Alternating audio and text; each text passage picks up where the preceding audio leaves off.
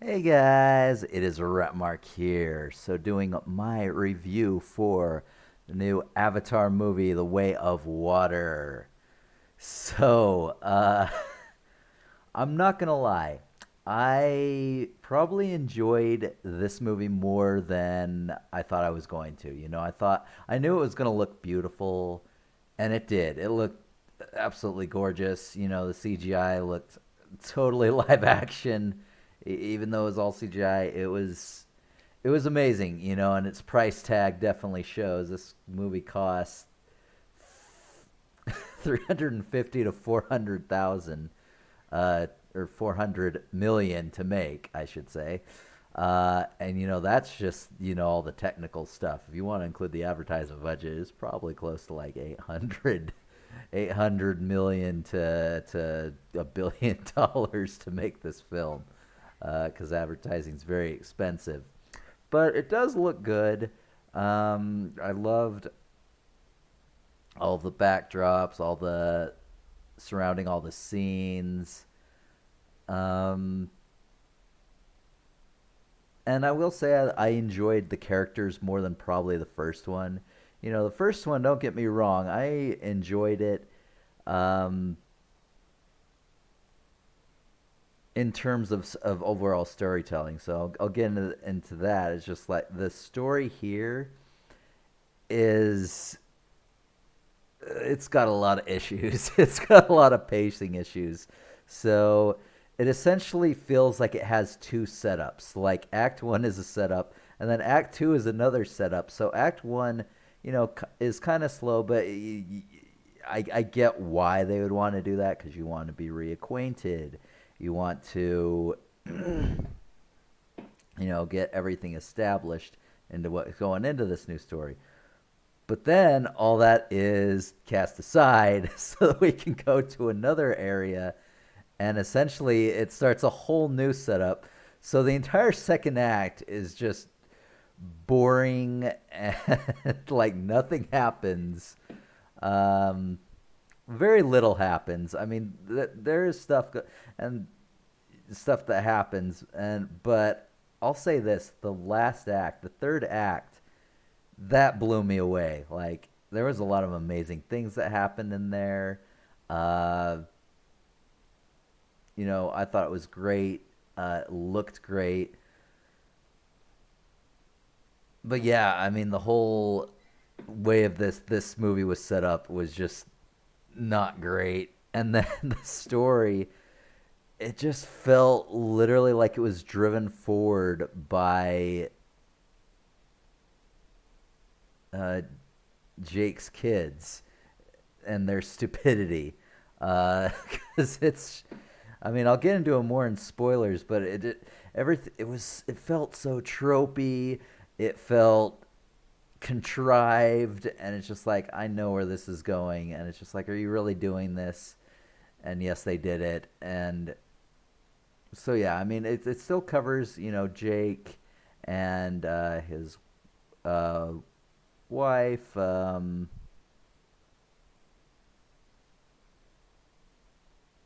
I I have to look at like Wikipedia to see what the names of these, and I probably could get them wrong. I'm not great with names. So Neytiri, I believe, is her name. So yeah, and their family essentially. It's a very family oriented story, which I kind of get. But again, like this is a 3.5 or 3 hour and 12 minute film, I believe. Let's see what it actually says. So, yeah, 192 minutes. So yeah, it is a 3 hour and 12 minute film. And the first 2 hours, like it's just all set up, and it's just to show what they can do. And I'm just like, I knew this was gonna look good, but your story's not really going anywhere, and when it does, it's driven by children's stupidity, and some of the worst things happen because of it. So yeah, I can't say that I'm really a fan of the story. I care more about the characters. Like it does really, really dive into the characters a lot. And I can kind of relate to them a little bit more than I could in the first one. But again, like with the tropes that they put with them, and then again with the pacing issues, like moving the story forward, it's just so I don't know. It's a pretty average story, you know. And this is from a guy who has been shitting on superhero movies for like the past few months, and I'm just like, really, James Cameron, this is what you make? I mean, I'll admit there are some superhero movies that are definitely worse than this movie in terms of story writing. But not that much, to be honest. Like this is his answer to that, and it's just like, no, like that makes no sense. That it's not it's not as great as I think you think it is, James Cameron. I'm sorry. It was super tropey. The pacing was awful, to say the least. I mean, it was great in the last act, but the first two acts, it's just like, do something, man. Like, so no, like, if this is your answer to the superhero genre, like, you know, screw you. This was in terms of actual story writing, mediocre at best. And then there are some that just go around to cringing again, the tropes, especially with the children. Oh my gosh, and then the villains, they're just so cartoonish and over the top. I mean, I'll get more into specifics in spoilers, but I mean, you're just they're so unlikable and over the top, and it's just like, why is this happening? It was, yeah, but I mean, again, like I said, it looked absolutely beautiful. I'm not going to say that there was no story, and I'm not going to say that I didn't feel something for the characters, because I did. So I do give credit where it's due. Um, so overall, what would I think of this? I mean, again, I loved how everything looked. I loved the world building, but I wasn't so much a fan of the story, which again seemed contrived and tropey as fuck. You know, the pacing of the movie was just awful. Um,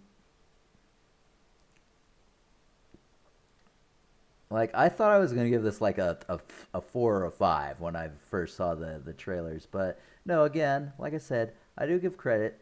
I did like the characters. I did like the world building, and I liked how everything looked. But again, taking into account with the story and just some of the really bad writing, tropey writing with the and tropey's not necessarily bad. Like again, superhero movies follow tropes all the time, but this was just really bad tropey writing, and it drove me crazy. It was kind of infuriating at spots. I'll get into that in spoilers again. Um, but yeah, I don't think I'm gonna give this a super low one. Um, I'm thinking like 6 or a 7. Honestly, I'm probably gonna give this a 7 because again, I like the characters. When they weren't absolutely cringy. I did like, and I was more invested into them. I did like the world building, and I liked the third act. The third act was absolutely amazing. It was the perfect thing of good acting. I mean, the performances were great. Uh, but I mean, you have everything in that third act. That third act was about as perfect as go. If the first two acts were anything like that, this would have been like a 9 or a 10. I mean, 8 at least. But yeah, I mean, the story was just mediocre at best. So yeah, and the pacing again was awful. So yeah, I think I'm gonna give this one a 7.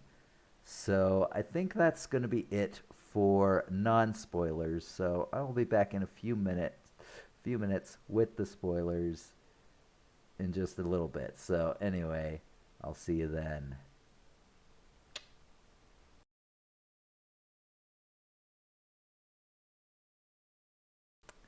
Hey guys, it is Rapmark here. So here with the spoiler section for Avatar: Way of Water. So in this one, they, the first one, it's all about mining, and they're in the jungle, and he's it kind of starts out the same way, except for when they start looking for him because they're tired of losing all these supplies and stuff like that. Um, they,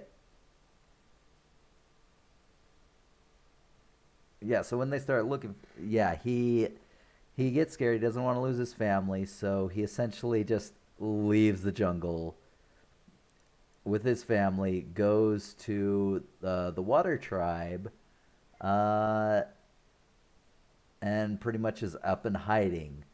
And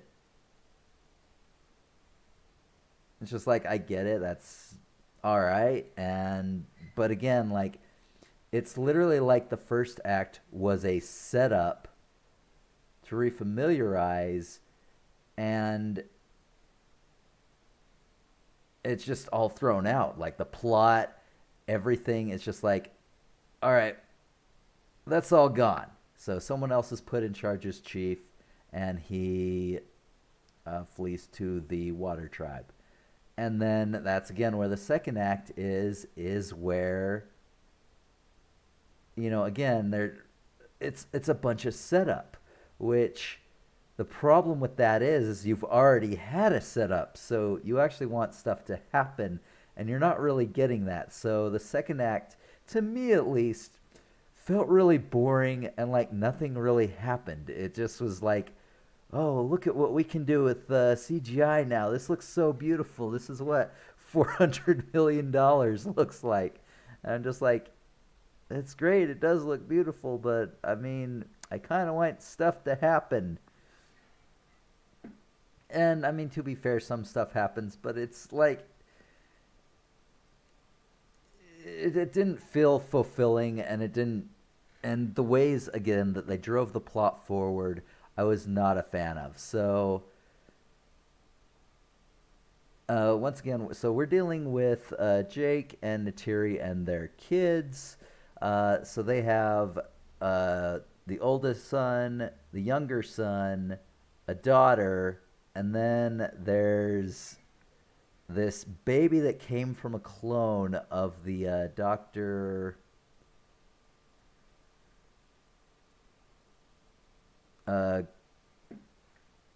Grace Augustine. So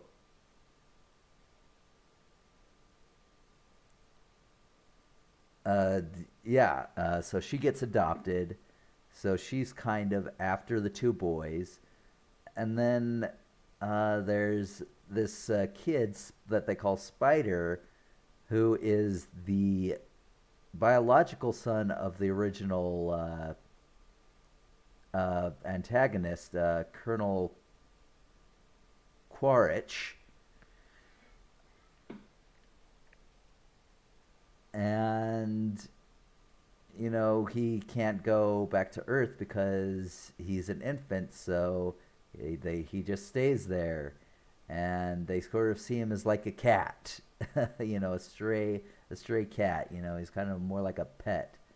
Um, but the children leave them play, and so there's all that, and so much of the plot is just driven by all these people's like stupidity and just bad decisions. Like again, the younger son is just constantly trying to prove himself, and then he gets into trouble, and the older son gets in trouble because he's supposed to watch after the younger son, and it's like, and horrible things happen. You got like wars and death and genocide, and it's it's just so it's so contrived, and it's just like, I get what you're trying to do, but it's being executed in a very mediocre way, and I'm not about it. And then Spider's another one. It's just like, he knows that the humans, what the story of the humans, why they got drove off. He knows that his father was not a terrible was a terrible guy, um, and yet he kind of helps the humans. Like, he shows the bad guys how to essentially live as Navis, uh, where everything is.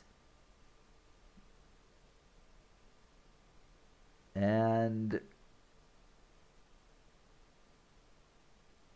yeah, I mean, at the end of the day, like, the whole thing with Quaritch and him is just like, I'm a clone, I'm not your father, but I have all his memories except for my death. And like, again, there's, at the end of it, Quaritch is like drowning, and then Spider saves him. It's kind of a begrudging thing where it's just like, he acknowledges Spider as his son. Spider acknowledges him, I guess, as his dad, but he's just like, you're too violent, I'm leaving. And saves him, and it's just like, what are you doing? Like, you've seen how bad, like, and I don't understand. Like, I mean, even the whole father thing, it's just like, they know each other for what? And in terms of this story, I'm not sure how long this goes. I'm guessing like at least a couple months. I mean, that's still not a long, and that's being generous. It could be a few days, as far as I know. Uh, it's not really cleared on the timeline, but yeah. So just a lot of just weird stuff when it comes to like the character interactions and things that are happening because of it that sort of drive it upon. It's like, there are at least 7, 8 times where I've seen, again, the younger brother do something stupid, you know, and it gets him into trouble. Like,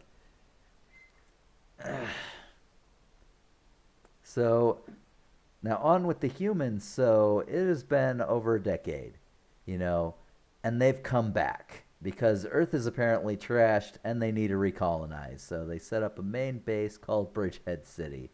Now, amongst the new arrivals are what they call the recombinants.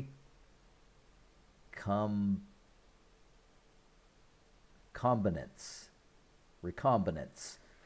So they are essentially off screen. All the bad guys of the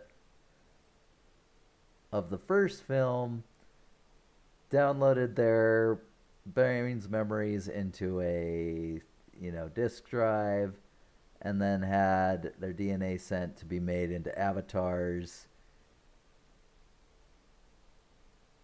In case they should die, and it's just like, and they all died, of course, but and it's so weird because, again, the one that has the memories of Quaritch, he's I get the fact that he's supposed to be this gun ho like Marine type, whatever, but it's just like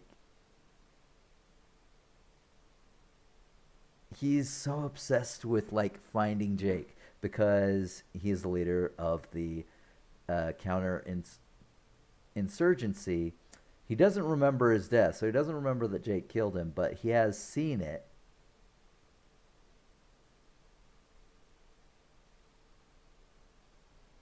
Like in vids and stuff like that, and like it's a revenge story. But what is he getting revenge for? Like again, he plays off that he's not the same guy, not even the same species, uh, but he just goes after him, and there's no reason to as well. Like why is he so obsessed? Because he gave up leadership of the jungle clans, fled to be a no one amongst the water tribes, and like why is he still trying to find this guy? Why are they so obsessed with this guy? it's it's kind of a stretch, and humans, well, they're still searching for uh what was it, that some sort of metal that they couldn't get, like unobtainium or something like that. I need to look it up. It's not worth it anyway. But anyway, I guess they're still doing that, but they also have found on the sea there are these whale-like creatures that are incredibly smart, and they bond with people, but I mean, they have their own songs, philosophy, mathematics. It's kind of crazy, but they're very pacifistic. So essentially, they show how whaling works here in a really awful scene that it was totally awful, where they brutally kill this large mother type thing. Tulkun is what they're called. Um, and they essentially drill into it and take out this essentially anti-aging stuff from their brains, and apparently it only fills up one vial, and this one vial is worth $80 million, which sounds really, really not that much when you think about it. I mean, if it was 80 billion, that I could kind of see, especially when it comes to funding, because they're talking about funding. But 80 million, I'm just a little underwhelmed for what they're saying it is. And again, they just throw the carcass out, and that's it. That's all they're wailing for. It's actually pretty pretty wasteful and sad. And then the calf dies because its mother's dead, and I don't know if they killed the calf or if the calf just died, but yeah,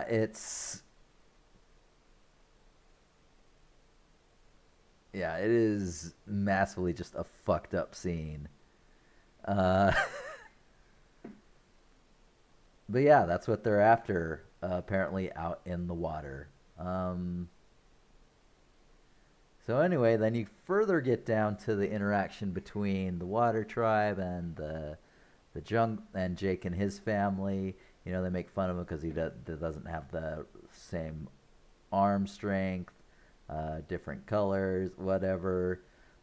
They're not good divers, but they do learn fairly quickly. But I mean, you have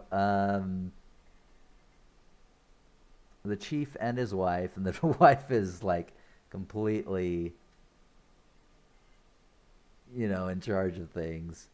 But whatever, it's super cool. I did like that.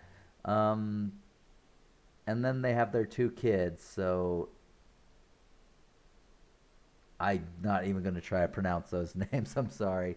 And it's been a day since I've seen it. I saw it last night. But yeah. so the female daughter fall and the second oldest son, they sort of connect. They really like each other. I imagine that's going to be played on. And then the son is constantly like giving them shit, like essentially. So Kiri, the adopted teenage daughter of the doctor, the which is super weird. Like she's like it literally is like no one knows how she got pregnant, but she got pregnant, had this baby, and she has all these water powers. Like she control animals in the water and stuff like that. It literally is like she's the Christ character of this film, and it's the symbolism is really deep. It's a little crazy, but anyway. But yeah, so the chief's son, is constantly calling her a freak, so they fight, and then he has to apologize to the chief's son, and then the chief's son takes his second oldest, or second youngest, or whatever, his second child, to this place where only the adults hunt, because there is a carnivorous shark-like creature there, and then leaves him there to die. And I'm just like, what the fuck? Like, who are these kids? It's like you do see that in bullies, like in real life, but I mean to that degree, that's like alarming. And then he does get saved by this Tulkun. That's an evil Tulkun, or at least how the Sea tribes view him, because he convinced a bunch of them to attack, even though they are pacifistic. And that's dumb. So he is saved by him. He eventually bonds with him. And it's just like,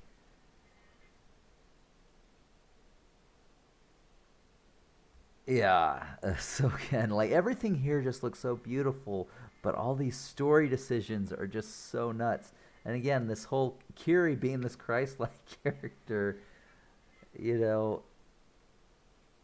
And then there's a whole thing where she tries to connect to the underground tree, because her mother. So, if you remember the first one, her body dies, and they're trying to transfer it to her avatar. But her soul just gets stuck in the tree. So it's stuck in this like network, this interconnected network that is this planet.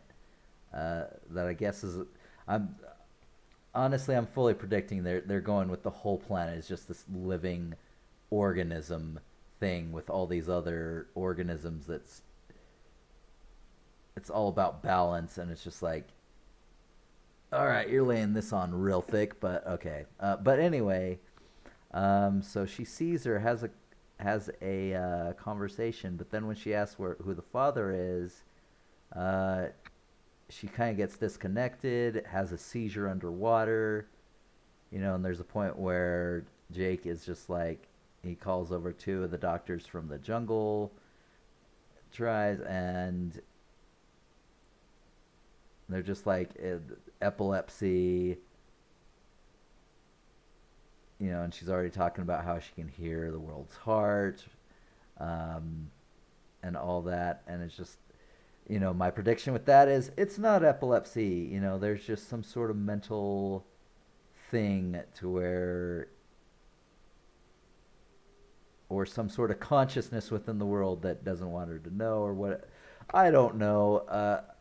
But needless to say, I'm pretty sure the prediction being is he's going to insist that it's epilepsy, and it's not actually epilepsy, and he's just going to be kind of, a dick of a dad about it, because, I mean, he can't, like, whatever, but But that's future talking right there.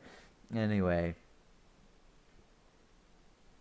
and man, the amount of times that the kids get captured because they do dumb things. Again, the youngest, the second, the second oldest kid, he's talking about going to the battle site, and that's where he meets Quaritch and his squad or platoon or whatever, and they get captured.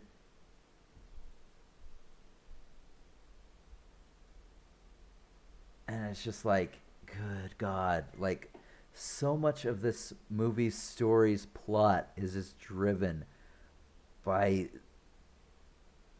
kids doing dumb shit, and it leads to really terrible, terrible things happening.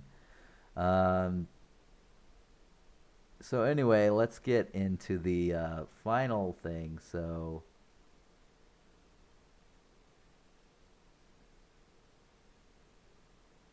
Um, so Quaritch convinced these whalers to essentially just attack these Tulkun at will. Um, and so, but because the one that the second child bonds with, is an outcast,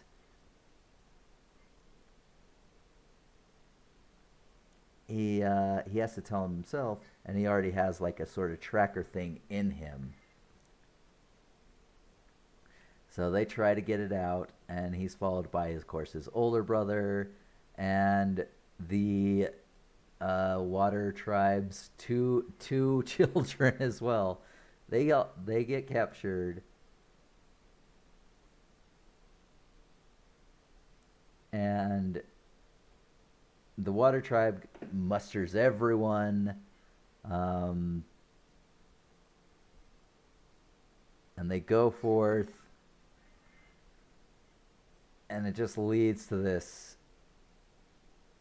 Essentially, Jake goes himself. He's going to trade it, give his life for his kids and the kids of the Water Tribe leaders. Uh, but then the Tulkun, he sees that the person he bonded with, his bond brother, or whatever they call him, he's very upset.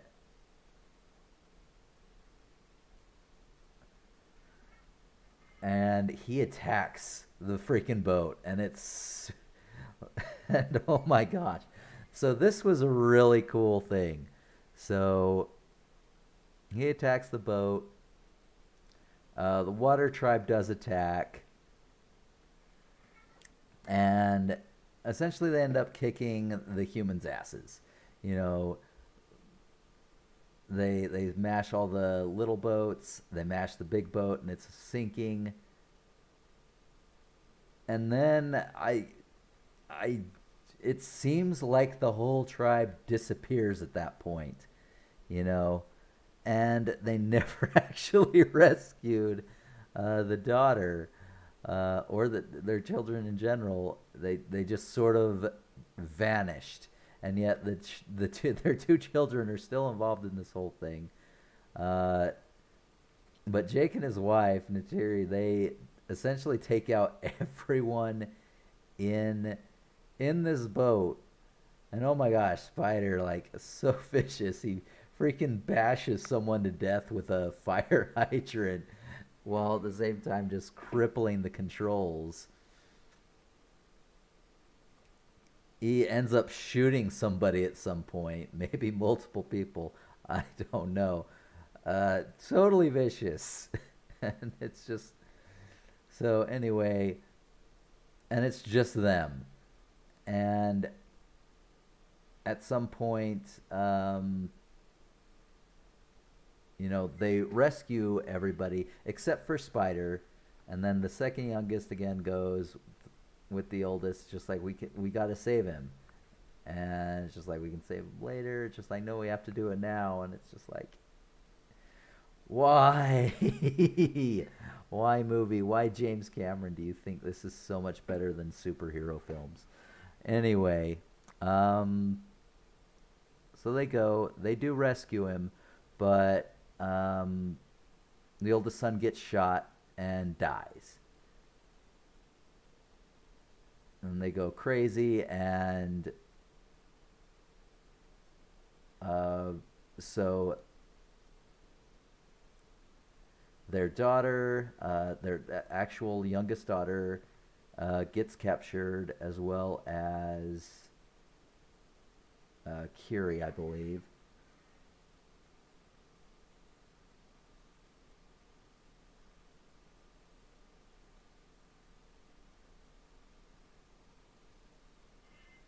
So anyway,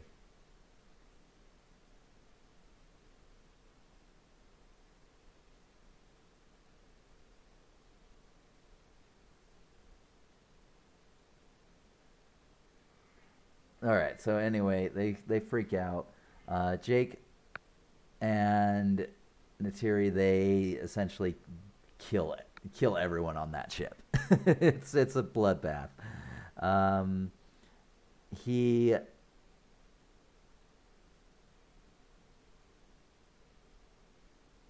he faces Quaritch, who has Kiri as a hostage, and then Natiri does the same with Spider. But then when Natiri cuts him across the chest, uh, he lets her go. Again, it's super weird. It's just like, I don't care about you, but he does care about him. But then this whole weird thing about like Natiri cutting Spider across the, it's kind of weird, and awkward, and it's just like, oh, so he's just gonna go back. I mean, I mean, I guess you could make the argument like she wasn't trying to kill him, but it just, to me it just came off really awkward and weird. But anyway, so Jake finally takes out Quaritch, and he's drowned. He goes unconscious, and he's gonna drown in the ocean.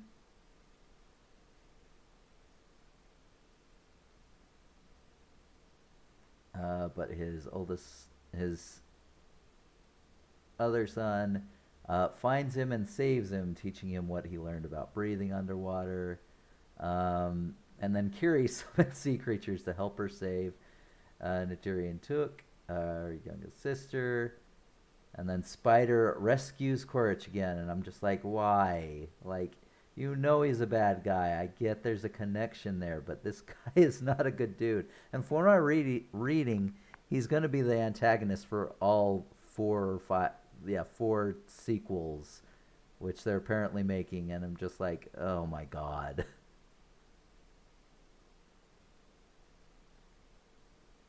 And then they're staying in the Water Tribe, because now that their uh, family's been buried with their ancestors, just like you are now Water Tribe now. So I mean, could they be both?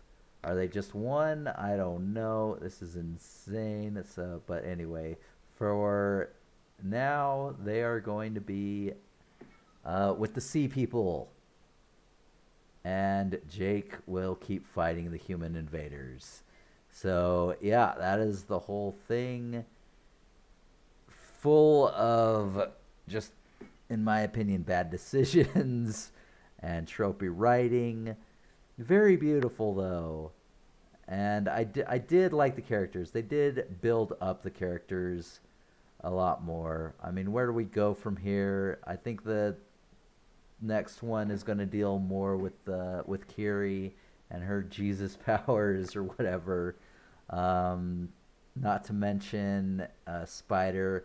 He's probably not going to tell them that he saved Quaritch, and then it's going to come back, and they're going to be just like, you betrayed us. You didn't say. And I'm just like, if it does, then that's going to be just, again, super tropey as hell. And then there's a lot of mixed up stuff with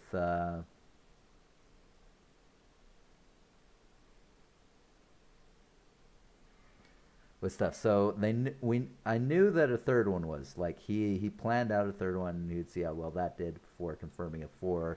and a 5. But apparently, 4 and 5 are greenlit, and a third of Avatar 4 has already been filmed. So good grief. I mean, at this price tag, I don't see this being good business sense.